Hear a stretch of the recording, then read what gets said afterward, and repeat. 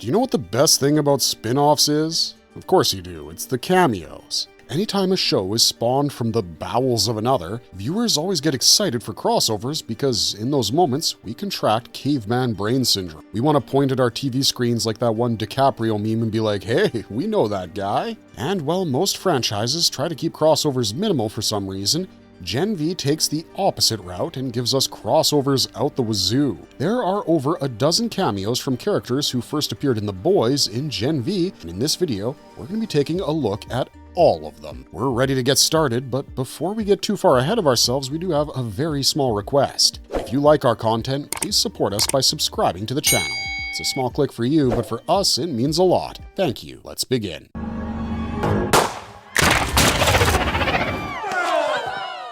A-Train. The first character to make a proper cameo appearance in Gen V was A-Train, and his appearance was both hilarious and surprisingly somber in a way. A-Train showed up for a television broadcast from the day Marie gained her powers, which was a tragic day for her and her family because of the, incident. He was introduced as the first black member of the Seven as he graduated from Godolphin University, which is a hilarious joke because Black Noir has been on the team since it began and he's black as well. But it's not funny when you realize that A-Train joining the Seven was basically Vought using the black card to get the heat off of them for being a racist company. This is also what makes A-Train's appearance especially important to a main character in the series.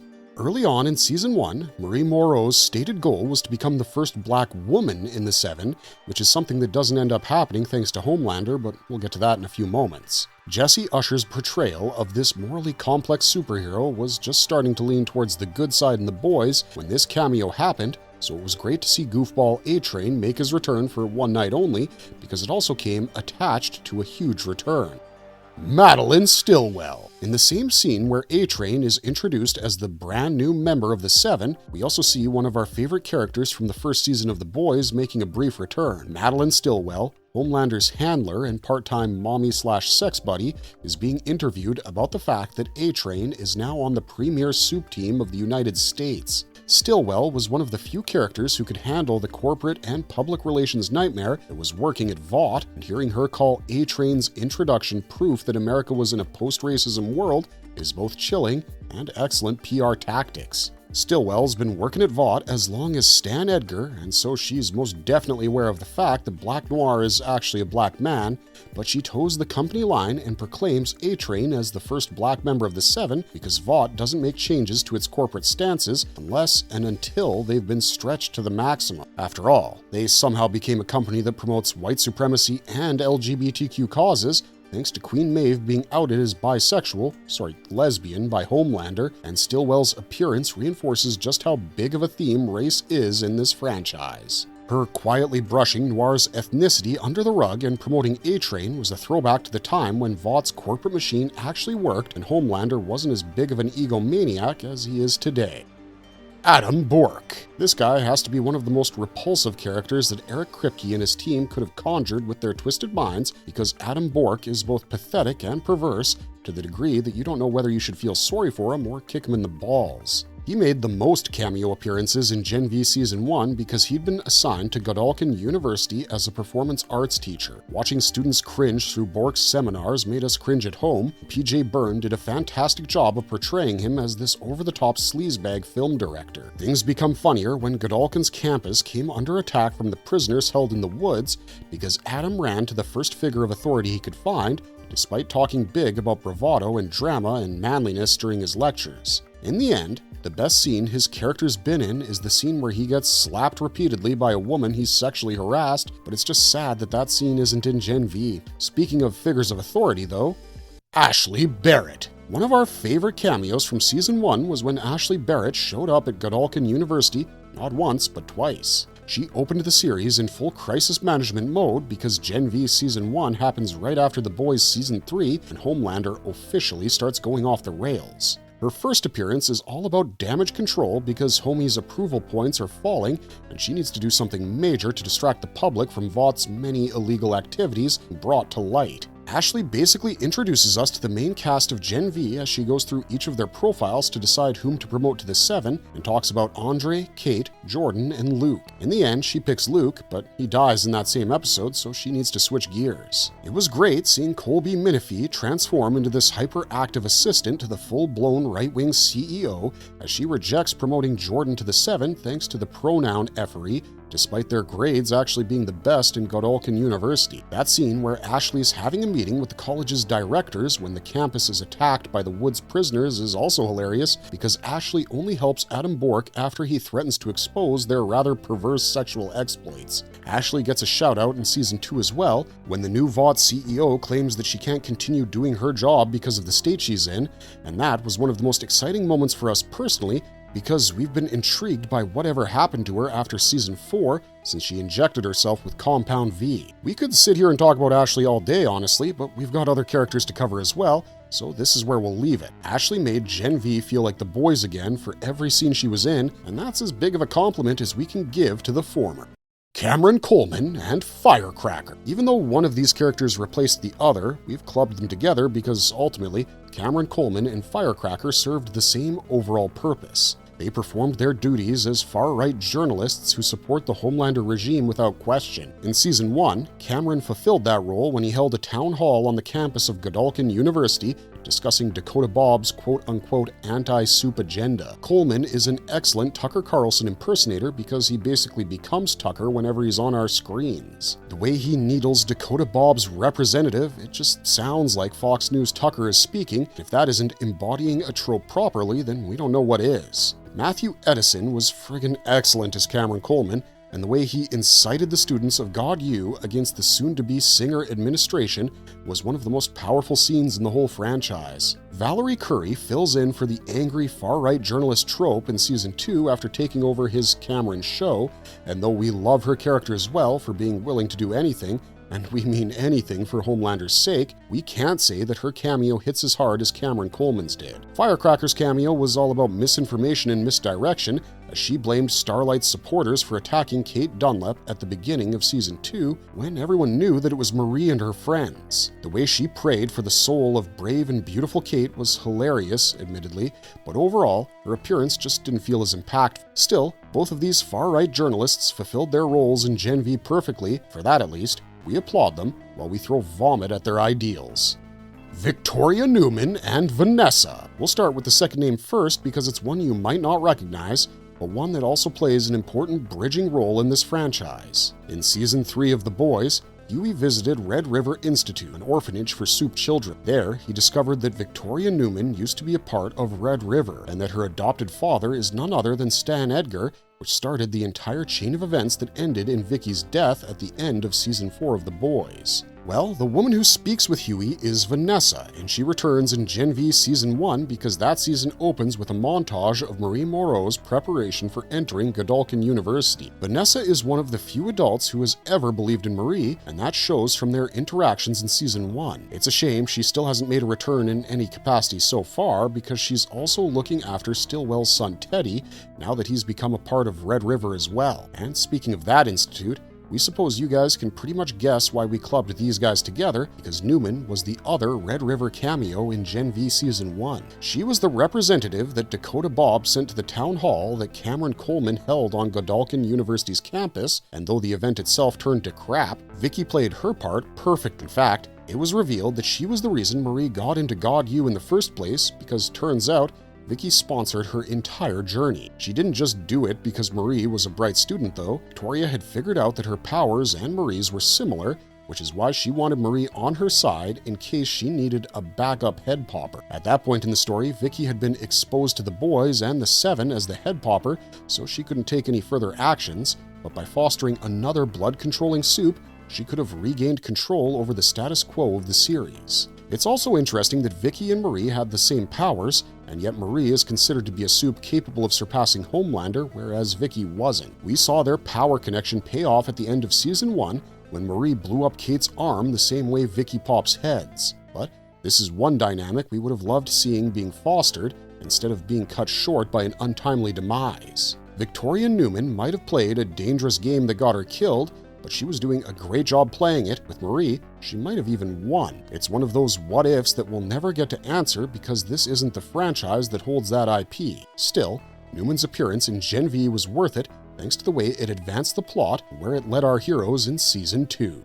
Grace Mallory. Rest in peace to one of the most badass women in this universe, because Grace Mallory was that biatch. She stood up to Soldier Boy back when she was a new recruit, and she's been one of the constant sources of anti-Soup sentiments across both The Boys and Gen V. Mallory made an unexpected appearance in Season 1 when she was contacted by the new dean of Godolphin University, Dr. Indira Shetty, and our surprise turned to shock when we realized that this was going to be a team-up of sorts. Dean Shetty revealed the existence of the soup-killing virus to Grace, and though she was skeptical of it at first, once she realized Shetty was telling the truth, she softened her guard. Both Mallory and Shetty were humans who suffered misdeeds at the hands of soups, so it made sense that they would join forces at one point, but as great of a psychologist as she was, Indira wasn't as good as the ones who developed Homelander's self-hatred protocol. If she had been, she would have manipulated Kate a lot better instead of dying at the hands of a girl that was supposed to be under her control. Still, Gen V gave us one of the final glimpses at a rather key intelligence figure in this universe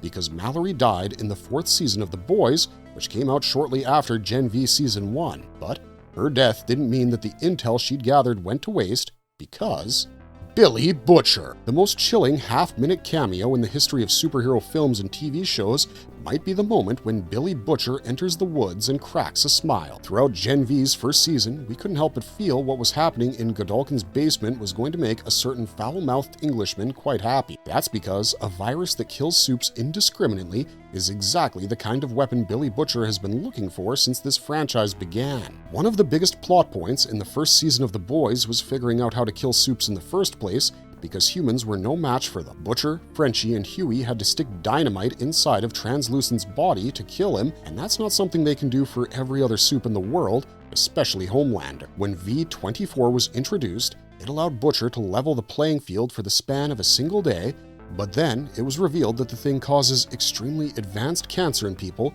so it too became a useless method. This virus is actually the endgame of The Boys, at least in the comics, and that's why we were both excited and terrified when we saw Billy entering the woods. While many other characters have steered away from how Garth Ennis envisioned them over the course of the seasons, Butcher has been going in the opposite direction. He's been getting closer to becoming the completely heartless bastard that he was in The Boys comics, and this moment in Gen V Season 1 is where it all began. Soldier Boy! A rather unexpected cameo, and one that plays out like a fever dream because it's kinda part of one. When Kate Dunlap's powers start going haywire after she realizes that her pal, Dean Shetty, was actually nerfing her with pills, her friends are pulled into a domain that exists deep within her mind. Marie, Jordan, Andre, and the rest realize this when they see Soldier Boy of all people walk into the frame and start cussing them out like he would in real life. Jensen Ackles' portrayal of the Grandpa Boomer version of Captain America was stellar, so much so that people were disappointed he didn't return for Season 4 of The Boys. Those people were given a little sugar by Gen V Season 1 when he showed up in Kate's psyche as her imaginary boyfriend. The gross way in which Soldier Boy talks about his nocturnal activities with a teenage Katie is as disgusting as it is hilarious, and though the cameo lasted for only a few seconds, it accomplished everything it set out to. It was funny, it informed us that our heroes needed to escape a mind jail, and it gave us Jensen Ackles in the Soldier Boy suit one more time because we seriously doubt we'll ever see him again, unless you count the Vought prequel that's in development. In that case, yes, we'll see him again, we guess, but only in the past and probably with a slightly different suit.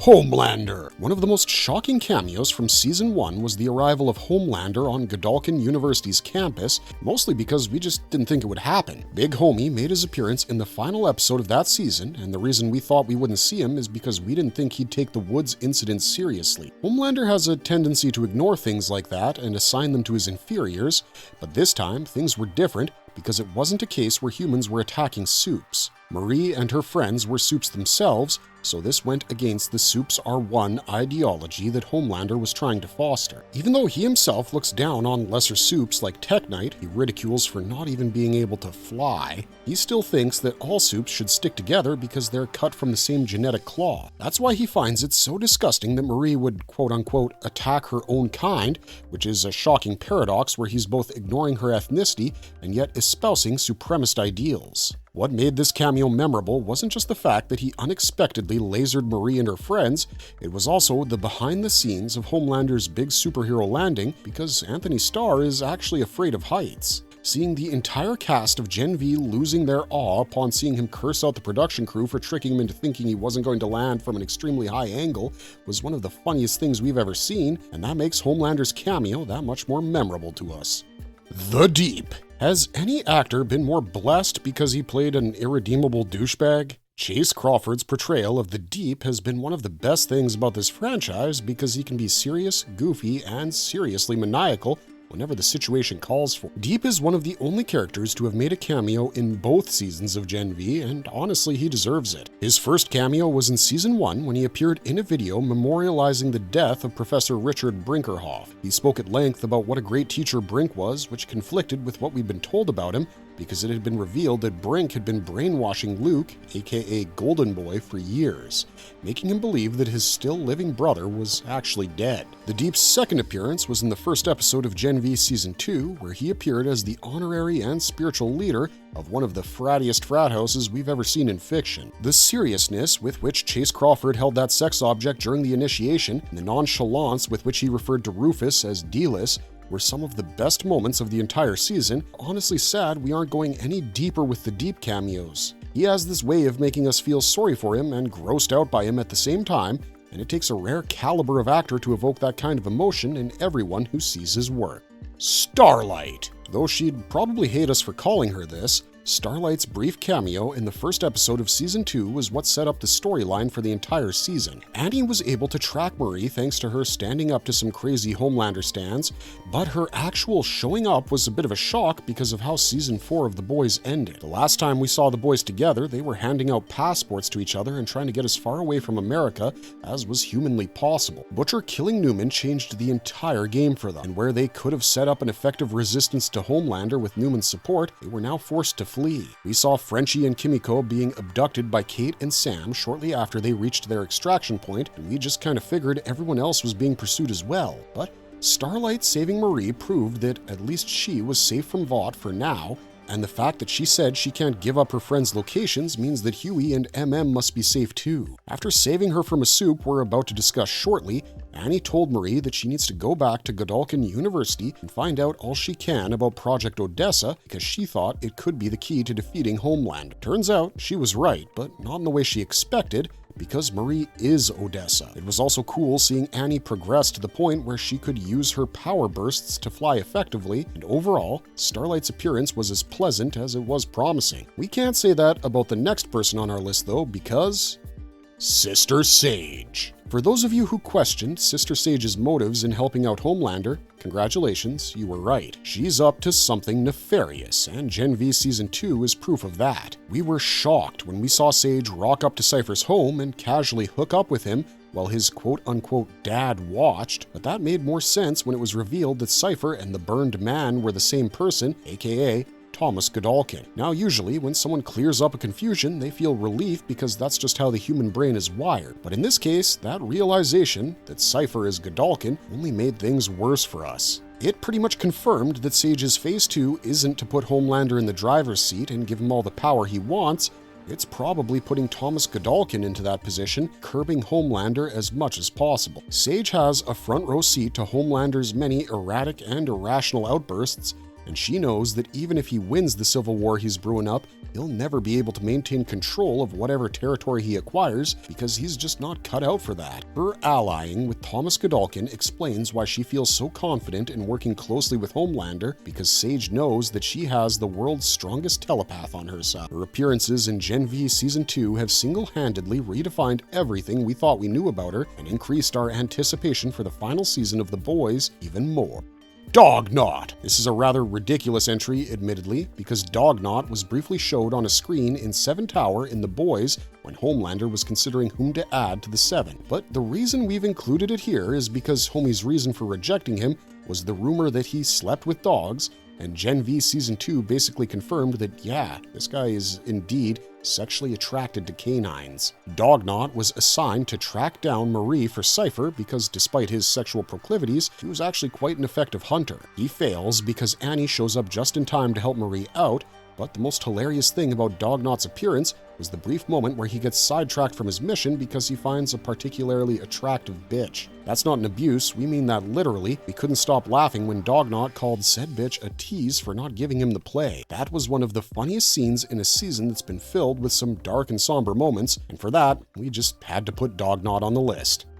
Zoe Newman and Stan Edgar. These cameos were as surprising as they were exciting because the last person we expected to help Marie and her friends was the former CEO of Vought himself, Stan the Man Edgar. After escaping Elmira a second time, Marie and the gang take shelter at an abandoned library and are trying to figure out their next move when one of Cypher's operatives, Vicor, catches up to them. They try fighting him, but he proves to be more than a match for Sam, and Sam was their strongest guy. That's when a little girl shows up and tears Vicor's head off his body with her mouth tentacles. That's right, folks, Stan didn't just show up himself, he brought Zoe along with him, which made us feel a degree of relief, honestly. When Butcher killed Newman, we wondered what would happen to her daughter, and turns out she was put in Red River and adopted by Stan in short order. Zoe's become quite a powerful soup in her own right because she killed a guy that the Guardians of Godolkin were struggling against. But there's a sadness in that as well because she's just become Stan's latest bodyguard, following in her mother's footsteps. As for the man himself, it was good to see him style and profile on us once more when he shows off his Homelander-proof bunker and brags about having learned how to cook from Thomas Keller himself. Stan also had all of Thomas Godolkin's notes on how to control soups on him,